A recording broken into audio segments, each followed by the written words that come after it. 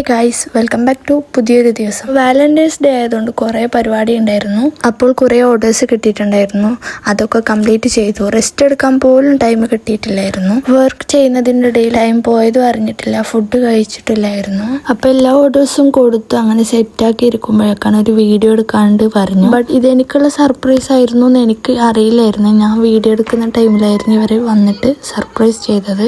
ഞാനിങ്ങനെ ഒരു ഗിഫ്റ്റ് കിട്ടുന്ന ഒരിക്കലും പ്രതീക്ഷിച്ചില്ലായിരുന്നു. ഞാൻ പ്രതീക്ഷിക്കാതെ കിട്ടിയത് കൊണ്ട് ഭയങ്കര ഇമോഷണലായി. കാരണം സത്യം പറഞ്ഞെങ്കിൽ എനിക്ക് നല്ല സങ്കടമായി. നമ്മളെ ഒരാൾ ഓർക്കുന്നുണ്ടല്ലോ എന്ന് പറയുമ്പോൾ നല്ല സങ്കടമായി. എനിക്ക് സങ്കടം എന്ന് പറഞ്ഞാൽ ആനന്ദക്കണ്ണീരെന്നൊക്കെ പറയില്ല, അതുപോലെ എനിക്ക് നല്ല സങ്കടമായത്. അങ്ങനെ കേക്കൊക്കെ കട്ട് ചെയ്ത് എനിക്ക് തന്ന ആൾക്ക് തന്നെ ഞാൻ ഒരു കഷ്ണം കൊടുത്തു.